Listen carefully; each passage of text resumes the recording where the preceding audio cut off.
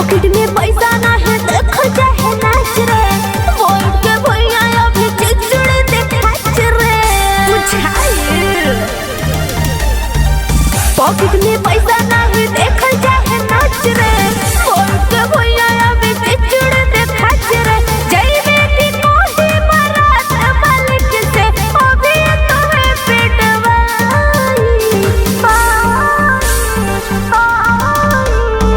ना समझ में आई। का बोले हो बाबू साहेब हैं ते नहीं जानो ले सुन टेंट के दुकान हम काले खोलवाइब तोरा जस लड़की के रात भर नचाइब। टेंट के दुकान हम काले खोलवाइब तोरा जस लड़की के रात भर नचाइब। चल झूठा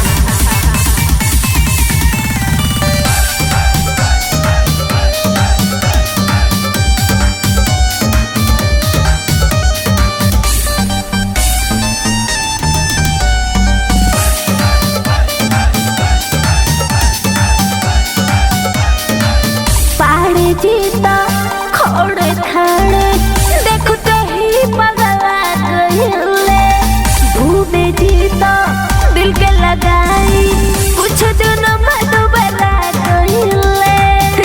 अरे बुझला बाबू हाँ हो बुझता ने पहाड़ जीता खोड़े खाड़े देखते ही पगला गइले डूबे जीता दिल के लगाई कुछ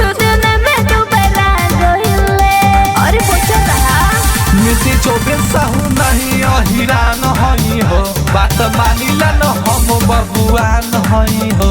कहाँ लिखल बा आवा होली पे पता चल जाए मिसी चौबे साहू नहीं अहिरान हई हो बात मानिला न हम बबुआन हई हो।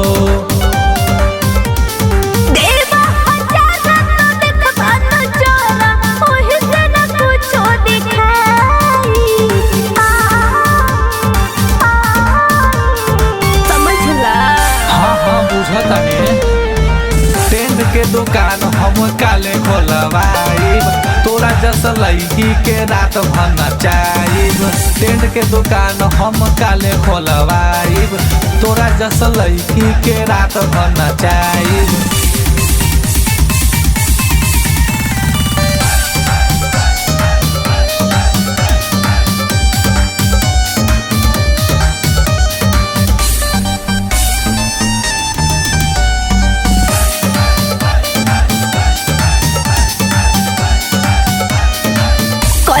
तो पाध्या जी के देखल हाथ मां के पैसा कोहडी मांड सुन के भगल हां बहरा के और हमरे तेरा में मौत पड़ा।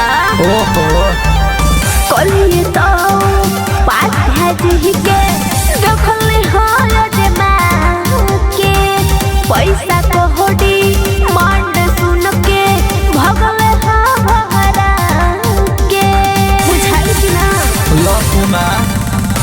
एक रात खातिर बोला काई नाम रही हो 2-4 कट्ठा हमार तो हरे नाम रही हो। हाँ हो हमें को पता एक रात खातिर बोला काई नाम रही हो 2-4 कट्ठा हमार तो हरे नाम रही हो। ओहो ओह जाई से चल रहो है ही तेरे दिला की छुआई